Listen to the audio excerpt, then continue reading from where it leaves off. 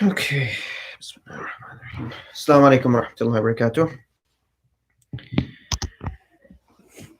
Okay, so let's see, what do we have for this week?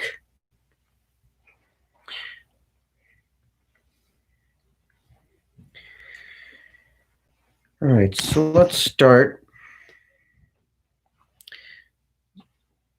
So, what are some du'as? This world is a world of cause and effect. So, it's if a person is suffering from anxieties, person is suffering from depression, there is a possibility of chemical imbalances. So in such a situation, I think first and foremost, it's important that a person sees a qualified physician, and they can diagnose accordingly based on whatever tests they need to administer. So, I mean, there are du'as for anxieties and depression. There are verses from the Quran as well about anxieties and depression. اللهم إني أعوذ بك من العجز والكسل وأعوذ بك من الجبن والبخل وأعوذ بك من غلبة الدين وقهر الرجال. So the books of hadith, there is quite a number of narrations that the Prophet sallallahu alaihi wasallam, in which the Prophet sallallahu alaihi wasallam has mentioned the du'as for anxieties, the du'as for feeling down, feeling depressed. But as I said, this world is a world of cause and effect. If a person is suffering from anxieties and depression, it's better first and foremost to see a physician so that an appropriate diagnosis can be made. I mean, I remember when I was in Michigan, there was a neurologist who would come to the masjid, and what happened that day was that we used to have we would have dinner, a monthly potluck over there. So we have it over here as well. So we had a monthly potluck over there, and we had made the announcement that day that Maghrib is going to be 10 minutes later. And this one elderly gentleman, he comes in and he's told that we're going to have Maghrib 10 minutes after the time comes in. And this gentleman, he just threw a fit in the masjid. So he's come to the masjid to pray salat, and he's yelling and screaming on the top of his lungs. So my friend, and this for those who are just tuning in, he's a neurologist, and immediately after the salat, he calls me to the side, and he says that I think this guy needs to see a physician. And he was not joking. He was saying it very matter of factly that this guy needs to see a physician because there seems to be, I could tell that he's suffering from some kind of chemical imbalances. So as I said, this world is a world of cause and effect. There is a possibility of if a person is feeling different types of anxieties, if a person is feeling depressed, then there could be some chemical imbalances.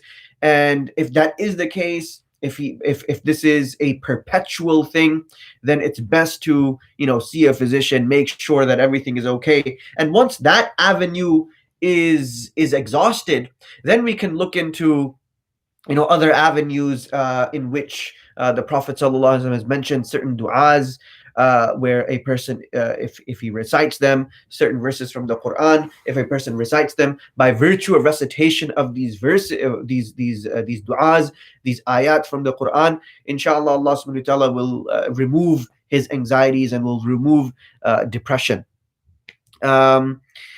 Continuing on, can men wear platinum rings?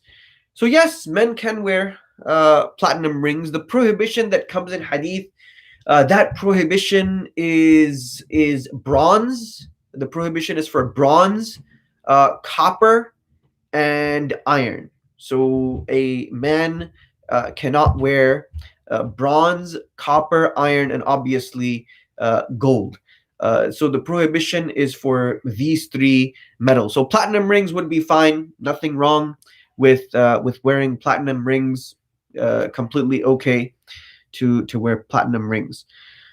All right, completely continuing. Street da'wah.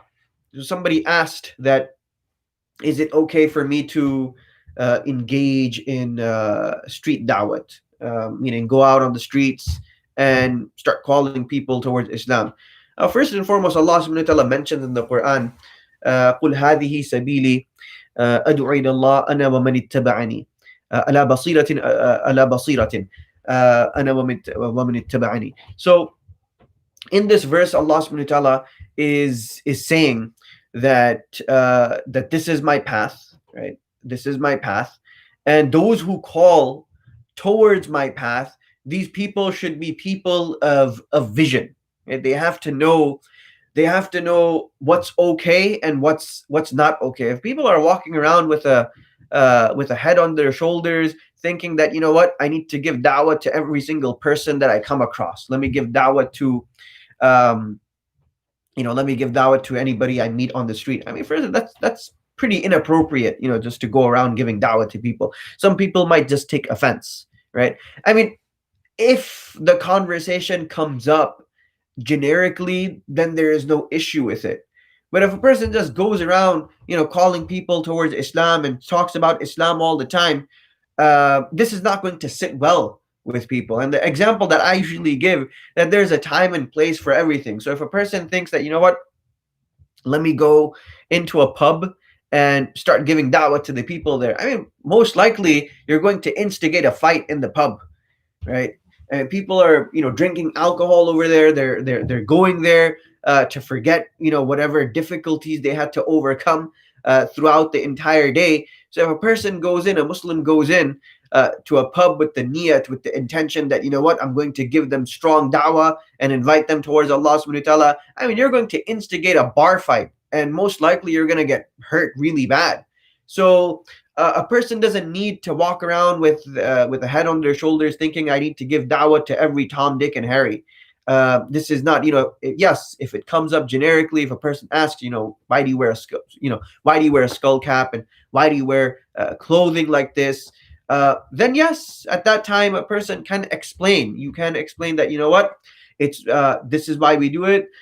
This is our belief. This is who we are. This is why we dress the way we dress. And again, it has to come up. The issue has to come up in a very generic fashion. It shouldn't be forced. I mean, I think that's very important.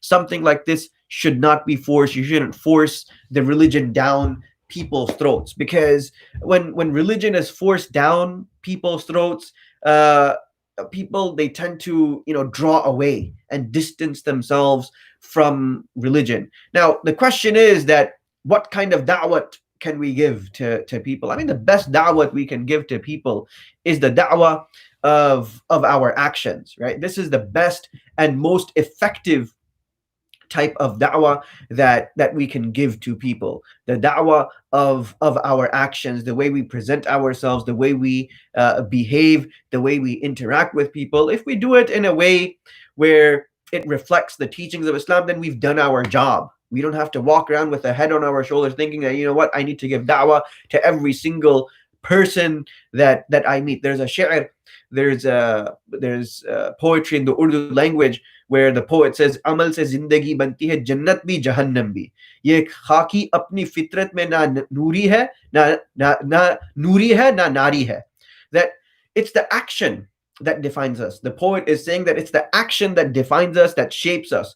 That this creature is neither of light or fire, right? This mortal by design is not angelic. It's not devilish. So the fact is that, it's our actions that define who we are. Right? This is what matters more than anything. So people in this country, they look to the actions of the Muslims, that what kind of contributions are they making to society? This is what people are looking at more than anything, that are they making contributions to society? If they're making positive contributions to society, then that's it. That's good enough da'wah. We don't need to walk around thinking that, I need to give da'wah to every Tom, Dick, and Harry. That, let me go into a pub when I'm shopping at ShopRite, I'm standing next to the bag lady, or I'm standing next to a checker, the cashier. Let me start giving her da'wah. No, I mean, that's a messed up thing to do, to give da'wah in these kind of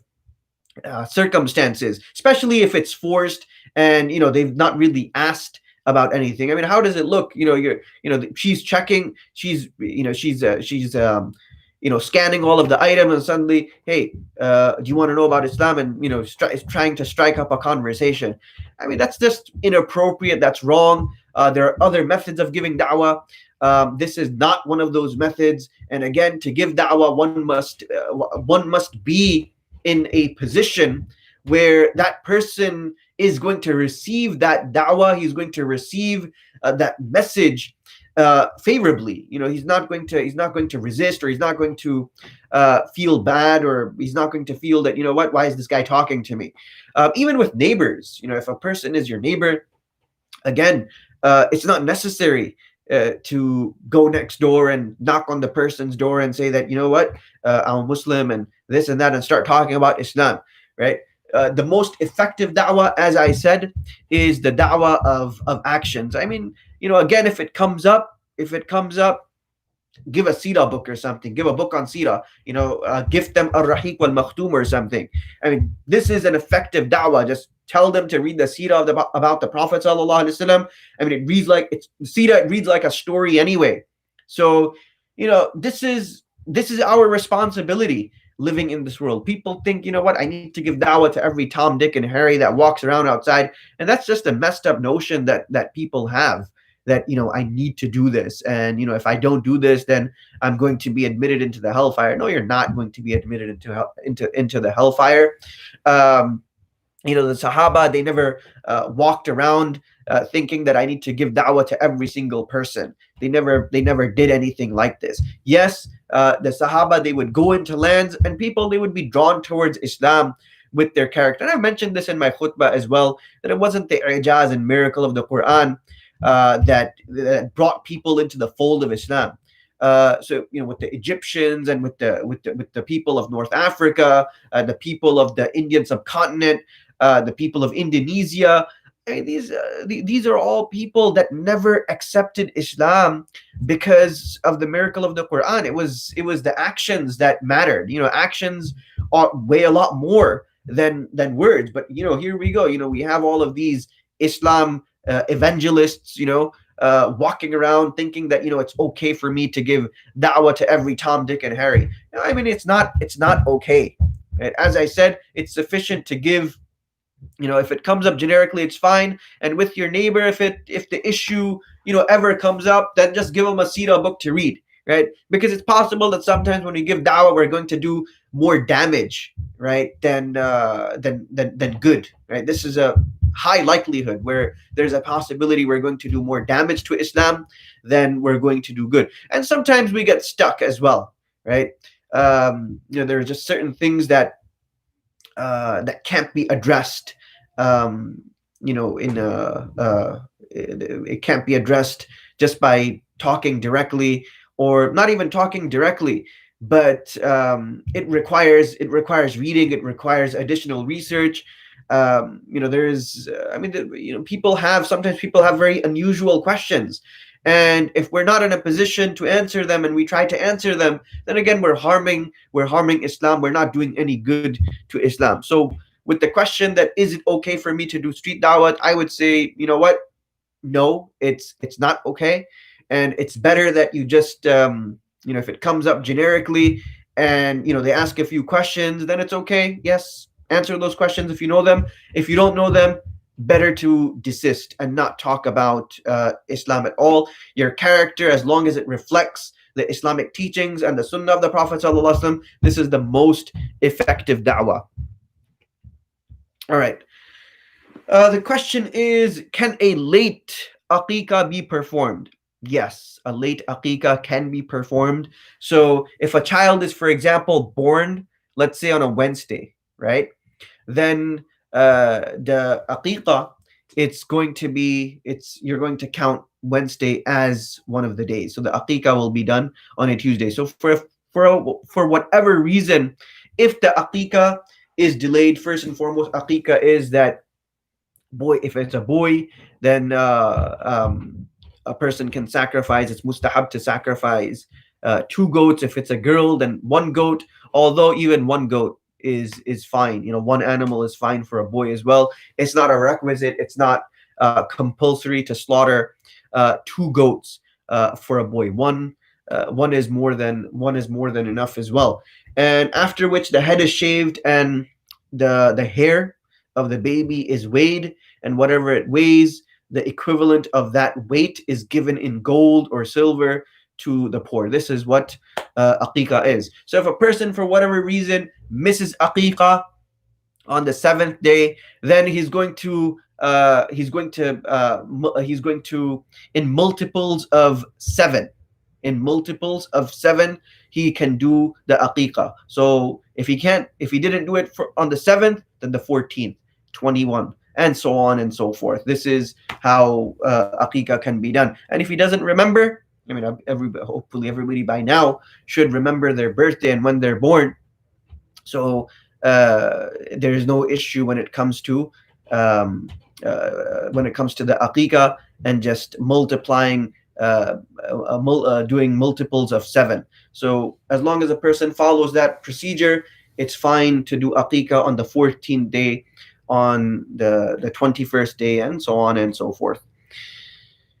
Okay, so the question is, are video games like God of War permissible in Islam?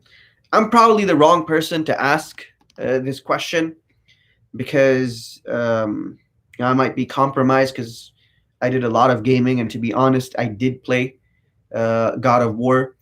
It's a very violent game, and a very explicit game.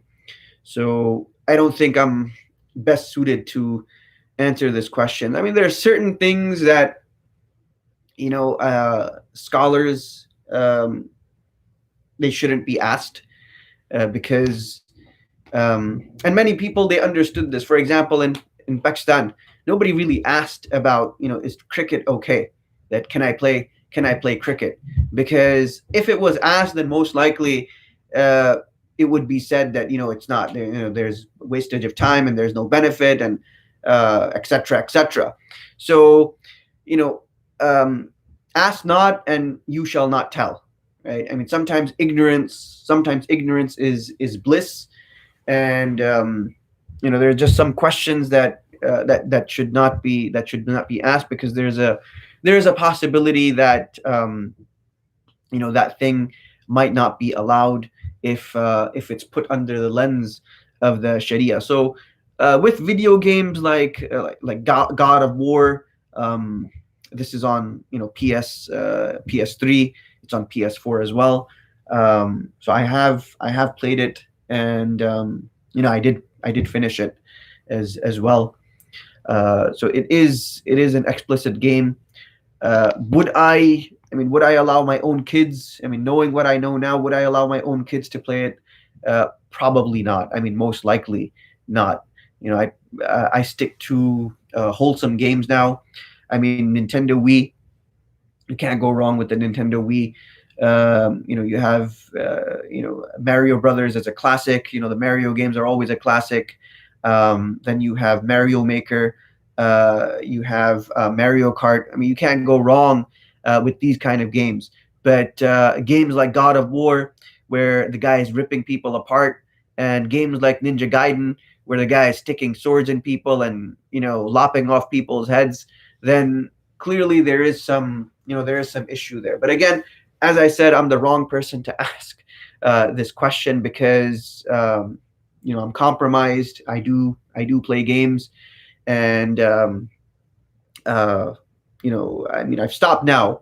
It doesn't appeal to me anymore. But when I was younger, I grew up with Nintendo. I grew up with Genesis. I grew up with PlayStation 1 and 2 and 3. And then after that, I just decided to stop. I grew up with all of the handheld video game systems, Nintendo Wii and Wii U, all of that stuff.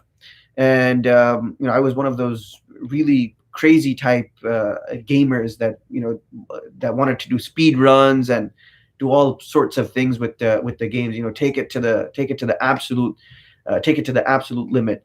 So there's a lot of wastage. There's a lot of wastage of time now with games. So I mean, it's better if this question of is a video game like God of War permissible to play? It's better if it's asked by someone who doesn't play games, and then perhaps it could be described to them that what exactly is going on in this game. But yeah, God of War, Ninja Gaiden, these are really or Dante's Inferno. These are all role-playing games, and the content it's quite explicit content, with blood and gore and all of that stuff. So better to ask someone else this question. That's all I can say. Okay, let's see. Plucking white hair. Is it permissible for me to pluck my white hair?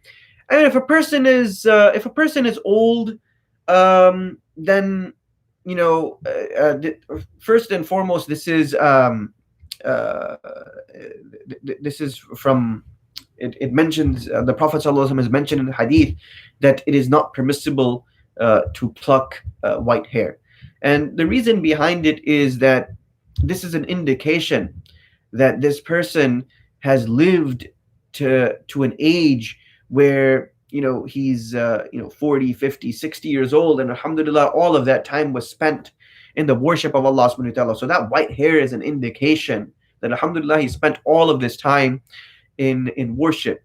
So it is disliked to pluck white hair, to pluck gray hair.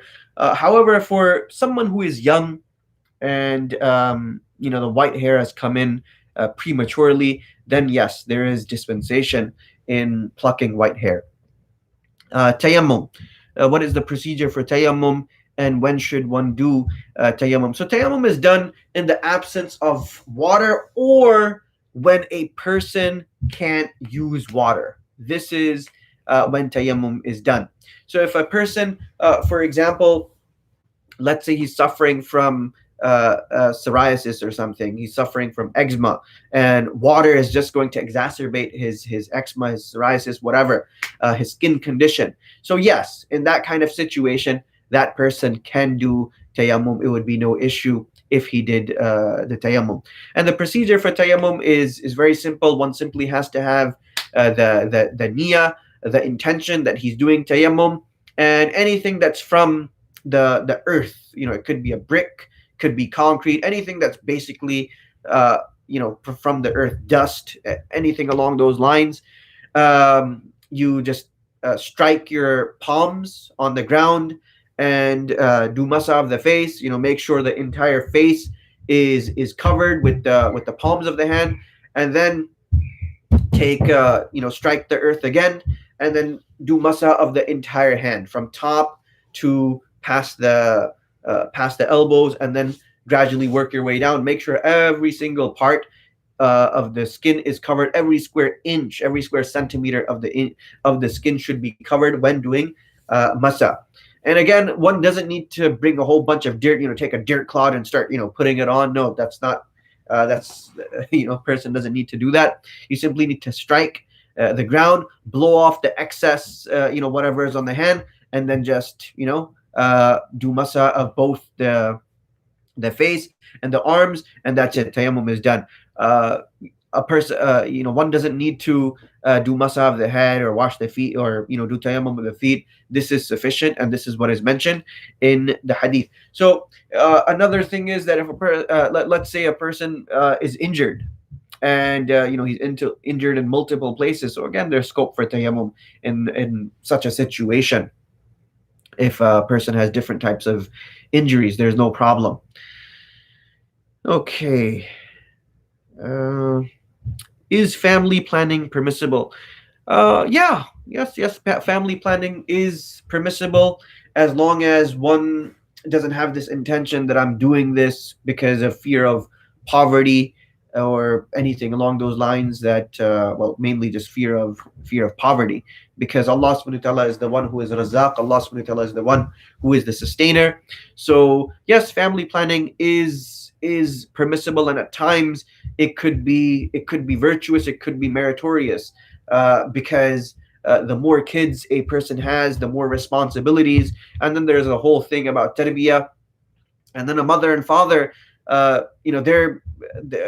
they have 4 or 5 kids, they all have different types of personalities. So the mother and father become, psychologists on the job. So they're gaining experience, because all of the kids, they have different personalities. So at times it could be virtuous to engage in family planning, but there is no issue with family planning. A person can practice contraception. There's nothing wrong with that. There's two types of there's reversible contraception, and there's irreversible. Obviously, irreversible would be problematic, but reversible contraception, there's nothing wrong with it. So in short, family planning is permissible. It would be prohibited if a person is doing it with the intention that, I fear poverty, I fear that, I'm not able to provide, because again, this impinges on our aqidah that Allah subhanahu wa ta'ala is the Razaq, and Allah subhanahu wa ta'ala is the one who provides everything to everyone and to all beings. Okay. And if there are any follow-up questions, just feel free to put them on the live chat. Let's see, what do we have over here? All right. Can I use baby formula that contains rennet? So rennet, according to the Hanafi school, this is permissible. There's nothing wrong with rennet if it's coming from a halal animal.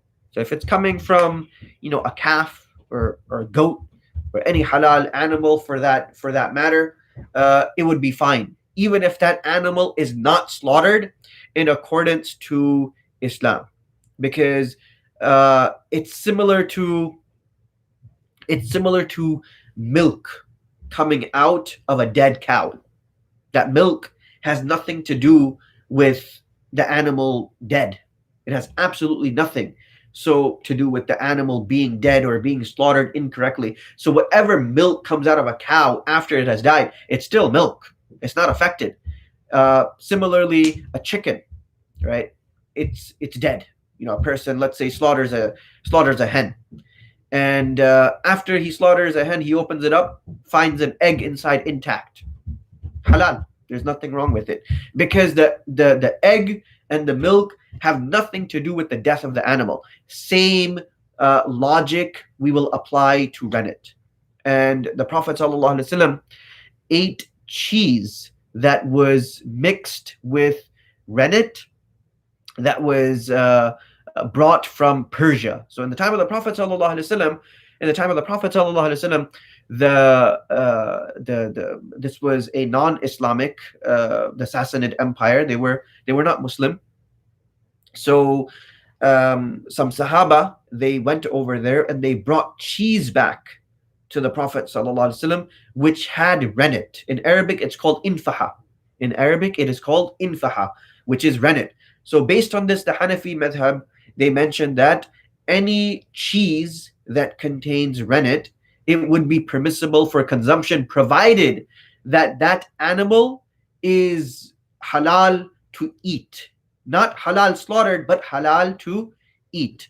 So rennet in baby formula, as long as it's not from porcine sources, pig sources, then it's okay. If it's from a calf, and usually rennet is taken from the fourth stomach or something like that. I'm not a veterinarian. I'm not a vet, so I don't really know. But I think it's the third stomach or the fourth stomach. Cows, they have a few stomachs. So I think it's taken from the third or fourth stomach. I have no idea. So if it's taken from that, if rennet is taken from that, this is an independent substance, right? It has nothing to do with the meat of the animal and the blood of the animal. It would be permissible for consumption. Okay, let's see, what's this question? Okay. Is it haram to make cards for occasions such as birthdays, Father's Day, Mother's Day, etc.? No, it's not. It's fine. It's celebrating birthdays would be fine as well. I mean, there's no reason for prohibition for celebrating birthdays. I mean, I personally don't celebrate mine, but if a person wants to celebrate birthdays, yeah, absolutely. Knock yourself out. It's okay. There's nothing wrong with celebrating birthdays. Nothing wrong with making a Father's Day and Mother's Day card. I mean, what would be the reason for prohibition? There's no reason for prohibition.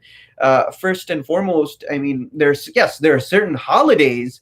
I mean, the underlying issue with those holidays is religious. For example, Halloween. Yes, there are aspects which have become commercialized, but there are still aspects of Halloween that are rooted in pagan culture. Same thing with Christmas. But birthdays, Father's Day and Mother's Day, there's no issue with celebrating that, and there's no issue with making cards for such occasions. So yeah, absolutely celebrate birthdays, Father's Day, Mother's Day. Just make sure that that's not the only day a person is doing khidmah and serving their parents, serving their mother and father. Okay, so let's see what other questions we have. I think that's the end of all of the questions for this week. If there are further questions, let me know now, and I can tackle them, and then we can stop for today.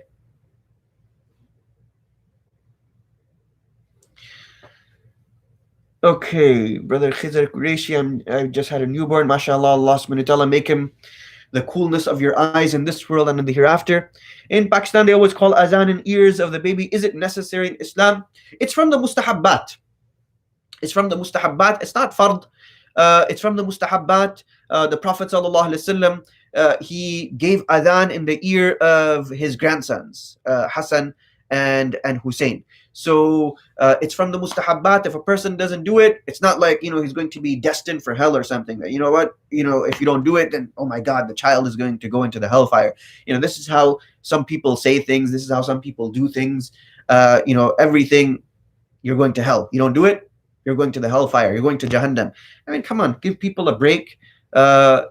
Sometimes you forget. This happens, that the child is born, and in a person's joy and elation, they forget to give adhan. It's not a big deal. You can give adhan later. Give adhan later. That's not a big issue. So if a person forgot for whatever reason, no problem. Give adhan later. But yes, it is from the mustahabbat. It is established from the hadith of the Prophet ﷺ that the Prophet ﷺ gave adhan to Hassan radiallahu anh and Hussein radiallahu anh. Okay, brother Ahmed Siraj is asking if a person, yes, Jazakallah khairan. If a brother opens a new store and you gift him money to put on a wall based on your height, it's a gift, but others view it as good luck or bid'ah. I mean, look, you're giving it as a gift. That's not an issue. You will get the reward of that. And, if other people view it as good luck or bid'ah, that's on them. I mean, that's on them. That's not your issue.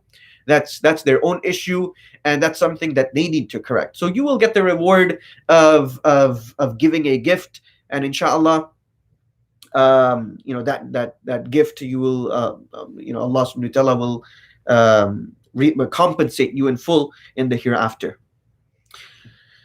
Okay. Adil is asking, is it investing in stocks halal? Are there certain stocks we should stay away from? Investing in stocks are halal. There's nothing wrong with investing in stocks, provided those stocks are from a halal company. So you have companies like Costco and I mentioned Costco because there might be a Costco opening up in Guilderland. So I like Costco because they're socially responsible. But yeah. Apple, I mean, there's so many stocks that are halal. Obviously, stocks that are rooted in, gambling and, casinos, gambling, alcohol, those would be problematic. But any other stocks, it would be permissible to invest in them. So, and usually companies, they grow each year.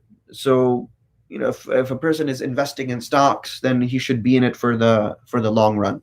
So yes, it's permissible to invest in stocks. There are some conditions that the company should be dealing in illiquid assets, intangible assets, and the debt to cash ratio. The debt should not exceed the cash of the company.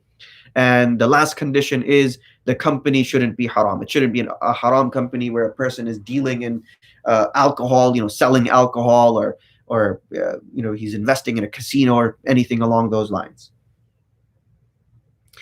Okay, what else? Any other questions?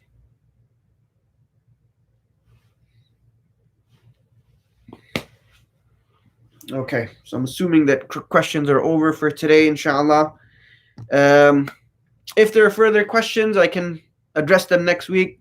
Text me or email me or direct message me on Facebook, and I'll get to your questions, inshallah.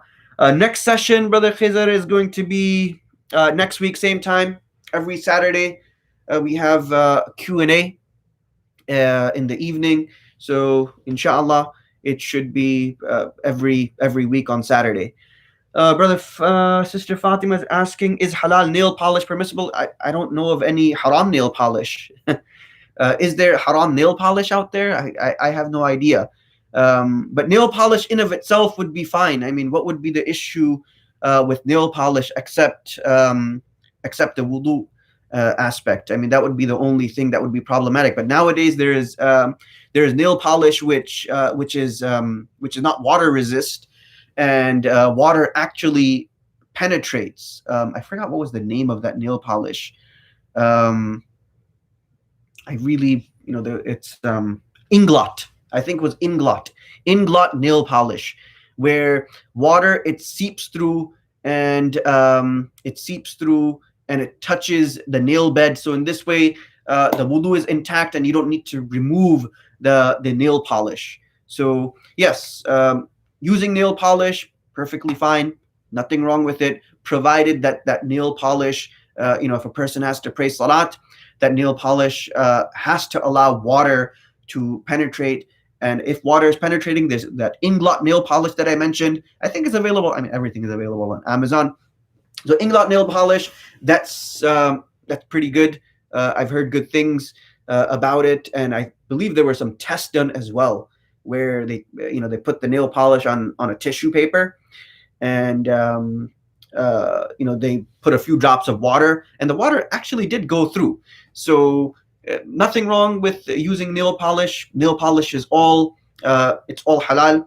Nothing wrong with it. Just make sure that when you do wudu, water is penetrating that nail polish.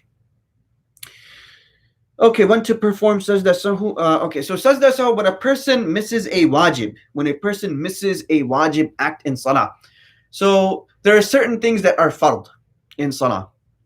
So you have the recitation, which is fard, the ruku, fard, the sujood, fard, the at-tahiyat, the sitting, the last sitting, this is fard, the takbir, this is fard. And then there are certain things which are wajib. For example, adding a surah. According to the Hanafi school, this is wajib. If a person misses that, right?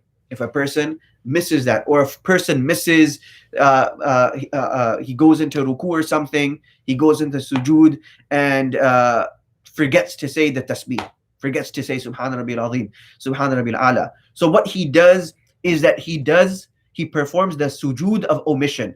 So the sujood of omission, the sajda sahu, this is what we call sajda sahu, the sujood of omission.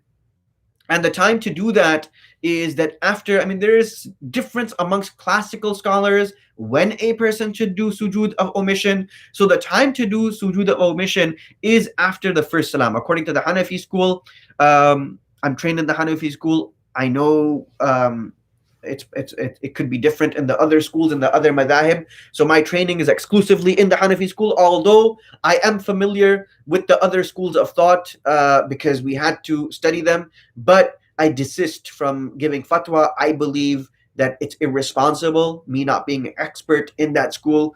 It's better to ask the experts directly, although I'm well acquainted with all of the schools. So I'm going to answer based on the Hanafi school. According to the Hanafi school, it's one salam, right? If a person misses any wajib act in the salah, a wajib act according to the Hanafi school is something like adding a surah. This is a wajib act. Or forgetting to do tasbih during the ruku and sujood entirely, or forgetting to say Sami Allahu liman hamida or Rabbana lak, anything along those lines, right? Then a person will do sujudu sahw, right? He will do sujudu sahw. So what that means is that in the last sitting, after at-tahiyyat, he will say Assalamu alaikum wa rahmatullah, and he will do the 2 prostrations of omission, after which he will complete his salat in the normal fashion. If there are masjids in the vicinity or throughout United States or anywhere in the world that are doing it differently, by all means follow them. Right? I'm sure there are differences amongst the classical ulama. Some of them have said that after 2 salams, one is going to do sujood. Some have even said that after one will not do salam, rather sit, complete the tashahhud, and then do the sujood sahw. Either way, the method according to the Hanafi school is 1 salam on the right, and then the 2 prostrations of omission, and then complete salat in the normal fashion. Okay. Are there any other questions?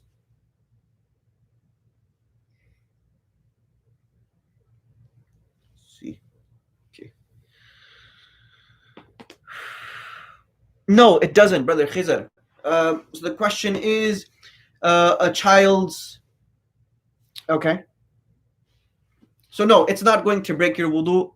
It's not going to break your wudu. It's not going to break your wife's wudu as well. So a child's excrement, it will not break the wudu. This is a misconception that people have, that if I touch anything najis, if I touch anything impure, then the wudu is broken. So if I touch blood, wudu is broken. If I touch vomit or excrement or anything that is impure, the wudu is broken. No, this is a misconception. Wudu is not broken. Wudu is not broken. So I'm surprised that there are mixed opinions about this. I'd like to know who exactly says that wudu is broken by touching anything impure. But no, Brother Khizr, that's not the case. Your wudu is still intact. Just make sure all traces of najasa, all traces of whatever is impure is removed. Your wudu is fine. You may continue with your salat and recite Quran, whatever you need to do with wudu. Any other questions before we break? Inshallah, I know last week I was unable to do my tafsir. Hopefully tomorrow I'll be able to do it.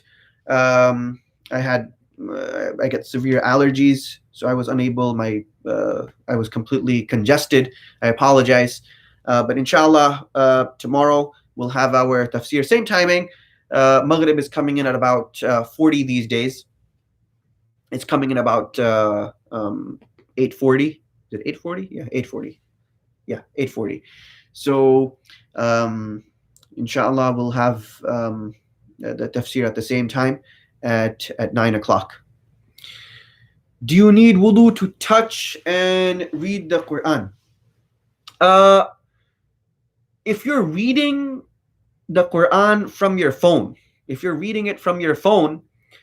then no, you don't need wudu. And if you're touching the words, if you're touching it, again, you don't need wudu because there's a glass, and your phone is not really a Quran. It's more of a reflection. So you don't need wudu if you're reading Quran from your phone, or if you're touching your phone. You don't need wudu for that. But if you have an actual mushaf, if you have an actual book, then yes, you do need wudu. And I believe I answered this question in one of the previous sessions. I mentioned la yamassu illa al-mutahharun, and there's hadith as well to that effect, where the Prophet ﷺ, he forbade the Sahaba from touching the Quran without them being in the state of wudu. Having said that, there are some fringe opinions. Ibn Hazm, one of the great Andalusian scholars, he has mentioned that a person does not need wudu to touch the Mus'haf. So he was a scholar from Andalus. He was a literalist, and he took all of the hadith at face value without applying any rationale and logic to those hadith. And to understand the hadith of the Prophet ﷺ, one needs to use his faculties and intellect to understand. So he took the literalist approach, and that led him to say a lot of things that you and I would have problems with today. So according to Ibn Hazm, according to Dawud al-Zahiri, these were scholars who were from the region of Andalus. They did say, it's mentioned in their books, that wudu is not necessary when touching the Mus'haf, when touching the Quran. So they went against the vast majority of the scholars who say that it's necessary and it's a requisite for a person to have wudu before touching the Quran. However, if your Quran is on the phone, no issue. You can read how much you want from the phone, and you can touch your phone how much you want. It doesn't take the ruling of a Quran. Do you need wudu to perform sajda shukr? Yes, you would. You do need to be in the state of wudu, because sajda, it's a part of salah. So anything, the rule of thumb is anything that is a part of salah, you will need to have wudu. So similar to janazah. Do we need to have wudu for janazah? Yes, absolutely. Even though there is no ruku and sujood in janazah, all a person is doing is standing and doing 4 takbirat, and that's it. Game over. So a person does need wudu for janazah. So same thing with sajda shukr. A person needs to have wudu. Sister Shamila asks, okay, to pray tahajjud, do you have to sleep and wake up to pray, or could you pray if you stayed up that night? No, you don't need to. Technically, the time for tahajjud, it begins immediately after Isha. The time for tahajjud begins immediately after Isha. So after you do your fard of Isha and your 2 sunnat and your 3 witr, do 2 rakats, and that will be considered as your tahajjud. That's your tahajjud prayer. And if you get up at the latter part of the night, okay, alhamdulillah, do 2 more rakats. So tahajjud is up to 8 rakats. So if a person decides that immediately after Isha, 8 rakats, I want to do 8 rakats, yeah, go do 8 rakats. It's all good. No problem. So that will be considered as tahajjud. The timing for tahajjud, it starts immediately after Isha and it ends at true dawn. It ends at true dawn, basically when the Fajr time kicks in. Yes, tahajjud, there is a virtuous time, a praiseworthy time to offer tahajjud, and that's the latter part, specifically the third part of the night. So about right now would be about 1 o'clock. 12 o'clock, 1 o'clock, about that time. Hopefully that answers your questions. Any other questions? No? Okay. Okay, Brother Irfan, I just read previous class. So wudu breaks if najas comes from one oil, but not if you touch the child. Sorry. Okay, yeah. So if najas, if anything impure comes out of one's body. So for example, urine, excrement, blood according to the Hanafi school, vomit, if it's more than a mouthful, all of these would break one's wudu. Okay? All of these would break one wudu. If a person is touching najasa, if a person is touching someone else's najasa, specifically a child's najasa, or any other najasa, by, for whatever reason, he's cleaning it up or doing whatever, that's not going to break the wudu. This is not going to have any impact on that person's wudu at all, right? Because it's not coming from his own body. It's not exiting from his own body. So hopefully that answers your question, inshallah, Brother Irfan. If there's a follow-up question, by all means ask.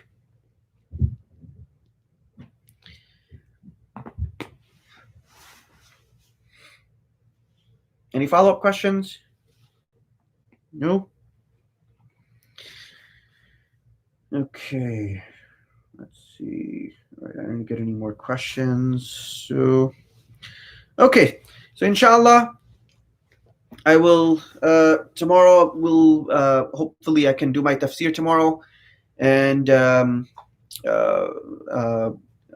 will put down the ayah that we're going to start from. I know we started at the beginning. So we completed quite a bit. I believe we were on the part and section of the munafiqeen. So inshallah, tomorrow we'll be going over. I know I forget who asked the question. I'm going to have, but somebody had asked the question about the three types of munafiqeen. I had referenced them, so I will mention them inshallah tomorrow during the tafsir.